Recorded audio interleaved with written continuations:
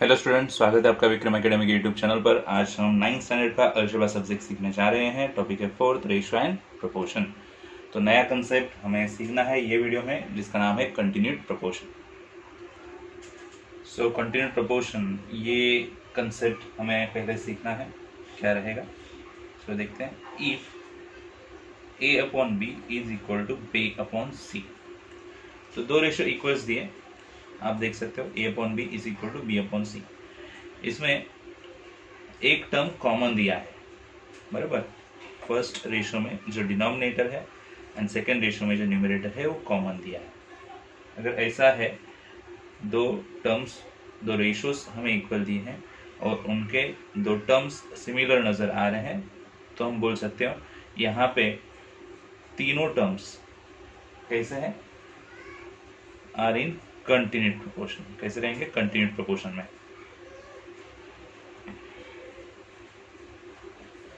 Okay, आप उल्टा भी बोल सकते हो। अगर एबीसी कंटिन्यूड प्रोपोर्शन में है, इसका मतलब रेशो इक्वल रहेगा।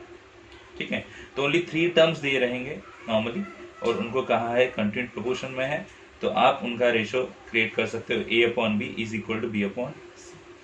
अगर आप इसे अच्छे से कैलकुलेट करोगे या फिर देखोगे यहाँ पे क्या होगा, तो क्रॉस मल्टीप्लाई करने में पता चलेगा a into c is equal to b square, b into b यानी बी स्क्वायर। तो ये ऐसा भी फॉर्म हम लिख सकते हैं। ओके, तो इसीलिए ये कंटिन्यूड प्रोपोर्शन में जो बी है, इसे एक नेम दिया है, हम बोल सकते थे b is geometric mean, b is geometric mean of a and c. दो टर्म्स है ना, ए एंड सी, तो बी ज्योमेट्रिक मीन कहलाएगा जो स्क्वायर होगा, बराबर। या फिर आप ऐसे ही बोल सकते हो, b is mean proportional of a and c. तो कंटिन्यूड प्रोपोर्शन क्या होगा, ये हमने यहाँ पे देखा। अगर दो रेशियोज इक्वल है और उनमें एक टर्म कॉमन नजर आ रहा है, तो फिर वो तीनों टर्म्स कंटिन्यूड प्रोपोर्शन में होंगे। अगर वो कंटिन्यूड प्रोपोर्शन में है तो इस तरह से अरेंजमेंट होगी, बराबर। वो एक सिंगल टर्म जो रिपीट हुआ है उसका स्क्वायर होगा और दो टर्म्स का मल्टीप्लिकेशन। जो स्क्वायर हुआ हुआ टर्म जो है होगा ज्योमेट्रिक मीन या फिर मीन प्रोपोर्शनल। ठीक है, तो आप अच्छे से ये कंसेप्ट लिख के लीजिए। इस बेसिस पे हम सम सॉल्व करने जा रहे हैं। ठीक है, तो स्टूडेंट्स प्रैक्टिस सेट 4.5 हमें लेना है। क्वेश्चन 1 है, which number should be subtracted from 12, 16 and 21 so that numbers are in continued proportion. ऐसा कौन सा नंबर रहेगा, अगर वो नंबर ये तीनों नंबर से सब्सट्रैक्ट करेंगे तो आने वाले नंबर कंटिन्यूड प्रोपोर्शन में होंगे। हमें तो पता नहीं है, तो हमें अज्यूम करना पड़ेगा। क्या? Let x should be subtracted from 12, 16 and 21 so that numbers, कौन से नंबर्स मिलेंगे? 12 minus x, 16 minus x and 21 minus x are in continued proportion. Okay, तो चलो स्टार्ट करते हैं। अगर कंटिन्यूड प्रोपोर्शन में है, इसका मतलब आप फ्रैक्शन में लिख सकते हो। मिडिल टर्म जो है 2 बार लिखना पड़ेगा। Yes, okay. अभी इसे क्रॉस मल्टीप्लाई करेंगे तो क्या होगा, चलो देखते हैं। 12 minus X into 21 minus X is equal to 16 minus X, 16 minus X. तो क्रॉस मल्टीप्लिकेशन हो गया।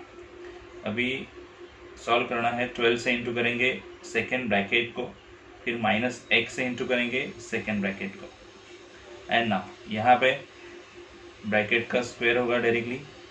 ओके, तो 12 इंटू 21 एंड एक्स को करेंगे, 12 से मल्टीप्लाई करना पड़ेगा ब्रैकेट को।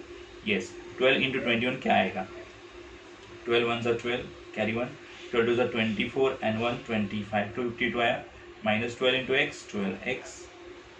ओके, अभी माइनस एक्स से मल्टीप्लाई करना पड़ेगा, एक्स इंटू 21, सो 21x आ जाएगा, माइनस माइनस प्लस एक्स का स्क्वायर। अब ये ब्रैकेट का स्क्वायर वाला फॉर्मूला हम यूज कर सकते हैं यहाँ पे, a minus B bracket square. First term का स्क्वायर कितना आएगा 256, 16 का स्क्वायर 256 आएगा। ओके, देन फॉर्मूला क्या है पता है ना, if a minus B bracket square है फॉर्मूला, तो a square minus 2 into A B, मतलब 2 लेने के बाद दोनों टर्म का मल्टीप्लीकेशन, एंड प्लस b का स्क्वायर कहेंगे। Okay, so 2 into A B and 2 into 16 into X, तो 32x आना चाहिए प्लस x का स्क्वायर आ गया। तो ये फॉर्मूला यहाँ पे यूज किया है। ओके, नाउ अभी देखो इज इक्वल टू साइन यहाँ पे और इज इक्वल टू के दोनों साइड में, ये हो गई लेफ्ट हैंड साइड और ये हो गई राइट हैंड साइड, दोनों साइड में एक्स स्क्वायर कॉमन है, यानी अगर आप एक्स स्क्वायर की जगह एक चेंज करो तो माइनस हो जाएंगे और आपस में चले जाएंगे। इससे अच्छा मैं पहले ही निकाल देता हूँ, क्योंकि इज इक्वल टू के दोनों साइड में सिमिलर साइन के साथ अगर कोई टर्म है, इक्वल टर्म है, तो वो चला जाएगा। अभी बाकी नंबर्स और टर्म्स जो है उनमें हम सॉल्व करेंगे। माइनस 12x माइनस 21x कितने आने चाहिए, ऐड होंगे ना, माइनस माइनस ऐड होते हैं, यस, तो ये 33x बन जाएंगे, बराबर, यस, इज इक्वल यहाँ पे 256 है और यहाँ पे बन जाएंगे 32x। ओके, तो अभी क्या करना पड़ेगा हमें, तो 252 है यहाँ पे, 256 यहाँ पे है, जगह चेंज करो, नंबर वन साइड लेके आएंगे और वेरिएबल वन साइड। सो 252 यहाँ पे, 256 वहाँ से इधर लाइन माइनस हो जाएंगे, माइनस 32x है, माइनस 33x की जगह चेंज की वो साइड लेके, मतलब एक्स टर्म जो है वन साइड को, नंबर वन साइड को। सो 33x एंड फिर सब्सट्रैक्ट करने पे पता चलेगा, यहाँ पे आएंगे -4, बराबर, बिगर नंबर का साइन देना पड़ेगा ना, और यहाँ पे आएंगे x, तो x की वैल्यू आई -4, तो कितना नंबर माइनस करना पड़ेगा आपको, 4 माइनस करना पड़ेगा, कितना माइनस करना पड़ेगा 4। सो -4 should be subtracted from all 3 numbers.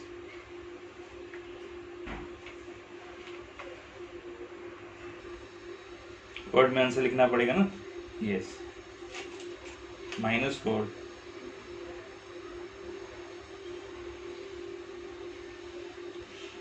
should be subtracted from 12, 16 and 21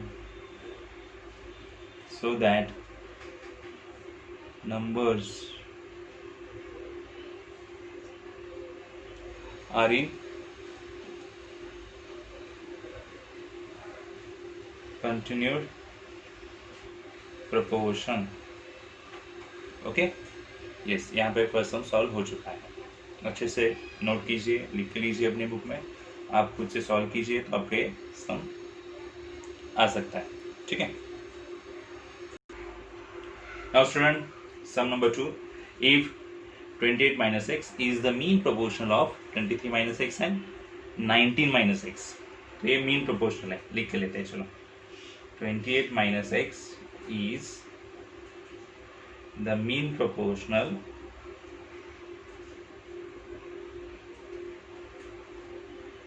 of 23 minus x and 19 minus x, तो ये मीन प्रोपोर्शनल है। तो मीन प्रोपोर्शनल यानी कंटिन्यूड प्रोपोर्शन में है, इसका मतलब जो मिडिल टर्म जो है उसका स्क्वायर बनेगा, तो यही है वो 28 माइनस एक्स का स्क्वायर और अदर टू टर्म्स का मल्टीप्लिकेशन। ओके ओके, स्क्वायर करते हैं, 28 का स्क्वायर क्या आएगा वो हम लिखेंगे और फिर फॉर्मूला बेसिस पे हम सॉल्व भी करेंगे। तो यहाँ पे लिखते हैं a माइनस बी, फॉर्मूला जो यूज़ करना है a square minus 2ab plus B square, तो इस तरह से फॉर्मूला है। तो 28 का स्क्वायर पहले करेंगे, फिर -2ab बेसिस पे 2 इंटू 28 इंटू एक्स करेंगे और फिर सेकेंड टर्म का स्क्वायर करके दिखाएंगे, ठीक है। तो 28 का स्क्वायर आएगा 784, आपने किया होगा, -2 इंटू 28 इंटू एक्स, तो 56x आएगा प्लस सेकेंड टर्म का स्क्वायर। अब यहाँ पे फॉर्मूला यूज़ नहीं होगा, डायरेक्टली नॉर्मल करना पड़ेगा। 23 बाहर निकालो, मल्टीप्लाई करो सेकेंड ब्रैकेट को, और फिर माइनस एक्स बचे है उनसे वापिस मल्टीप्लाई करो सेकेंड ब्रैकेट को। ठीक है, 784 minus 56x plus X square is equal to 23 into 19 करना पड़ेगा, जो भी आएगा आंसर यहाँ पे लिखेंगे। 23 इंटू 19 रफ में करते हैं। ओके, 9 3 27 कैरी 2, 9 2 18 एंड 2 20, और फिर 23 1 20, 437 आनी चाहिए। ओके, 23 इंटू एक्स 23x होगा, माइनस एक्स से मल्टीप्लाई करेंगे 19 को तो 19x आएगा, माइनस माइनस प्लस होने के बाद x into X X square बनेगा। जैसे कि मैंने पहले कहा, इज इक्वल टू के अपोजिट साइड्स में सिमिलर टर्म है तो ऐसे ही चला जाएगा। 784 minus 56x is equal to 437, minus minus से ऐड होगा, 9 and 3 12 कैरी 1, 42x बनेगा। ओके, तो जैसे कि लास्ट सम में किया है वैसे ही करेंगे। यहाँ पे नंबर वन साइड को लेके आएंगे, 437 यहाँ पे लेके आओ, माइनस हो जाएंगे, यहाँ पे प्लस था, माइनस 42x पहले से ही है, माइनस 56x की जगह चेंज की तो प्लस 56x यहाँ पे आएंगे। नाउ इनकी subtraction, 40 minus 7 7, 7 minus 3 4, right, remain 7 minus 4 कितना आना चाहिए, 3। चेक करते हैं इतना राइट है या नहीं। यस, राइट है। नाउ यहाँ पे 56 में से 42 लेस करने पे कितना रहना चाहिए, 14x रहना चाहिए। And now take 14 to this side, multiplication में है, यहाँ पे डिवाइड में होनी चाहिए। सो x का फाइनली आंसर मिल जाएगा 347 अपॉन 14, और x का वैल्यू ही ढूंढना था तो यहाँ पे मिल गया है। सेकेंड सम यहाँ पे सॉल्व हो चुका है। आप भी अपने बुक में अच्छे से सॉल्व कीजिए, खुद से ट्राई कीजिए तो आपको आ सकता है। ठीक है स्टूडेंट, सम नंबर 3 रीड करते हैं। 3 numbers are in continued proportion, 3 numbers continued proportion में है। ठीक है, हुज मीन प्रोपोर्शनल इज 12, यानी मिडिल प्रोपोर्शन, मिडिल टर्म हमें मिल गया 12। The sum of the remaining 2 numbers, okay, जो रिमेनिंग 2 नंबर्स है उनकी सम 26 है। ओके, तो यहाँ पे अज्यूम करते हैं, late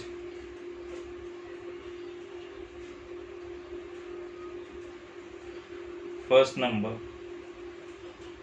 B x, then last number is equal to 26 minus x.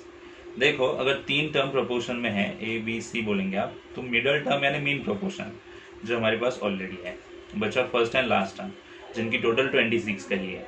अगर वो फर्स्ट टर्म अगर x हमने बोला यहाँ पे, तो लास्ट नंबर जो है 26 माइनस एक्स आएगा, क्योंकि दोनों की टोटल 26 है। ओके, 2 टर्म्स मिल गए। मीन प्रोपोर्शनल दिया है, मीन प्रोपोर्शनल लिख के लेते हैं, कितना है 12। सो दैट नंबर्स कैसे लिखेंगे, पहले x फिर 12 और फिर 26 माइनस एक्स आएगा, आर इन कंटिन्यूड प्रोपोर्शन, बराबर।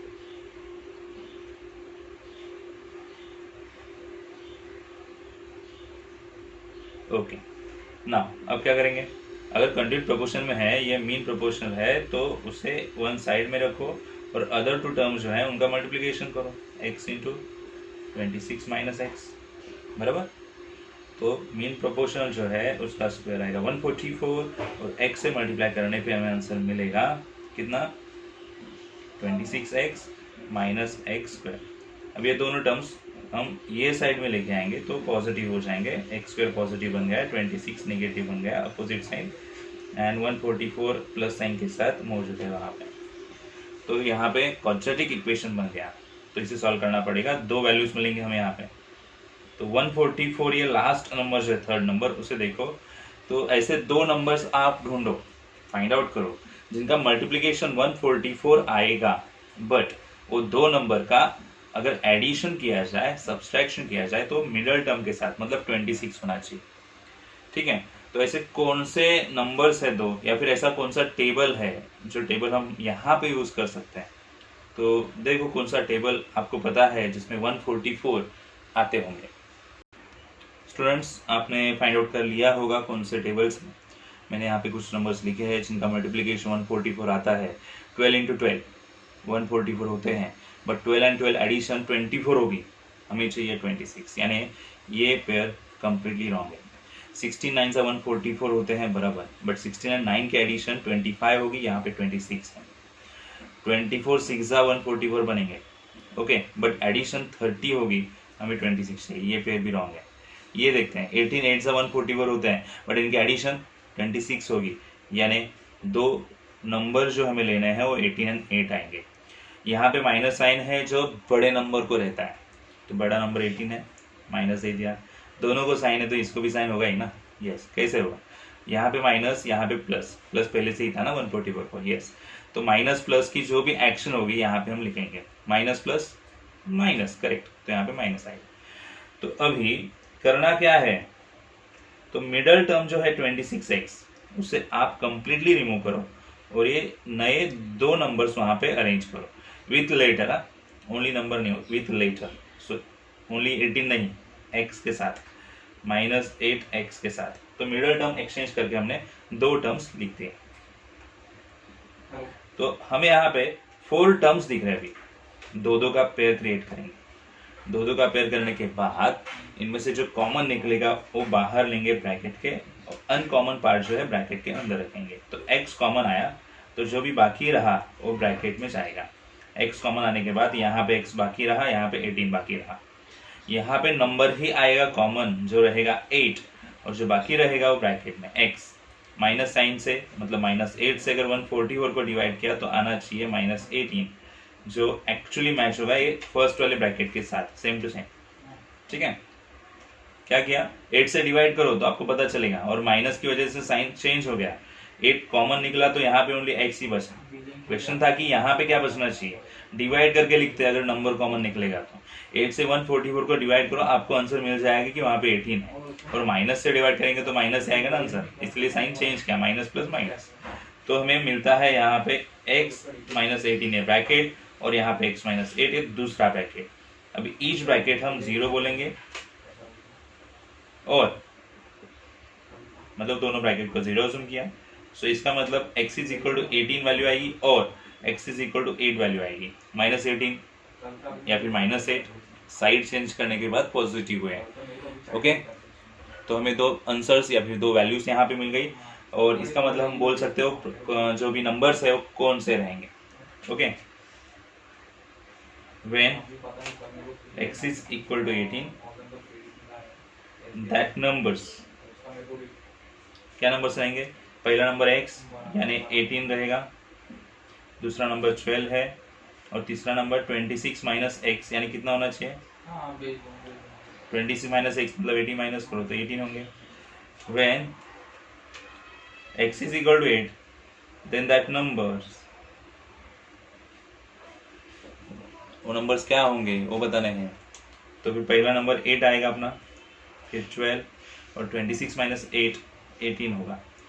तो नंबर वही है, बट x की वैल्यू क्या होने पे कैसे अरेंज होंगे वो ओनली यहाँ पे पता चलता है।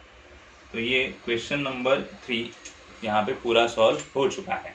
आई होप आपको समझ में आया रहेगा। आप भी अपने बुक में खुद से ट्राई करो तो आपको ये अच्छे से सॉल्व करने के लिए आ सकता है। ठीक है, now students, sum number 4, if in bracket a plus b plus c, in second bracket a minus b plus c, then is equal to a square plus b square plus c square, show that abc are in continuous proportion। अगर ये दिया है तो हमें बताना है कि abc continuous proportion में होगा। तो कैसे होगा, चलो सॉल्व करते हैं। पहले जो दिया है हमें वो हम लिख करेंगे यहाँ पे, a plus b plus c first bracket, a minus b plus c second bracket, is equal to a square plus b square plus c square. इसे सॉल्व करेंगे। सॉल्व करेंगे मतलब क्या होगा, ब्रैकेट टू ब्रैकेट मल्टीप्लाई करना पड़ेगा, correct, yes. So a से multiply करते हैं फर्स्ट सेकेंड ब्रैकेट को, b से प्लस b से मल्टीप्लाई करेंगे सेकेंड ब्रैकेट को, एंड देन c से मल्टीप्लाई करेंगे सेकेंड ब्रैकेट को, is equal to a square plus B square plus c square, multiply करेंगे a into a square minus a into b a b plus a into c a c, अभी b से b into A B minus b into b square plus b into c b c. Now c से multiply करेंगे c into a c minus plus है ना पहले, okay minus आया c into b c plus c into c square, और ये side में a square plus B square plus c square वैसे ही है।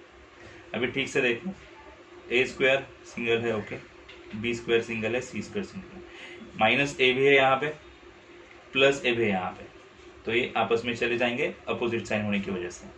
ए सी प्लस है यहाँ पे प्लस ए सी है तो ऐड हो सकता है, बी सी यहाँ पे प्लस है बी सी माइनस है तो ये भी चले जाएंगे। तो पहले square terms a square minus b square plus c square plus a c and a c, two a c हो जाएगा, बाकी तो चले गए।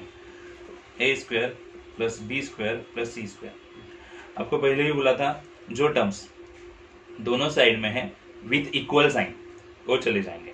देखो ए स्क्वायर प्लस साइन में है चले गए, सी स्क्वायर प्लस साइन में चले गए, बी स्क्वायर जो है माइनस साइन में वो नहीं जाएंगे, ठीक है। तो माइनस बी स्क्वायर को वो साइड लेके जाते हैं, तो यहाँ पे टू ए सी है ही, बी स्क्वायर और ये माइनस वाले बी स्क्वायर इधर आए तो प्लस हो जाएंगे, तो टू ए सी और वन बी कितने होने चाहिए, टू बी स्क्वायर। दोनों तरफ टू से अगर डिवाइड किया तो final answer a c is equal to b square आ जाएगा।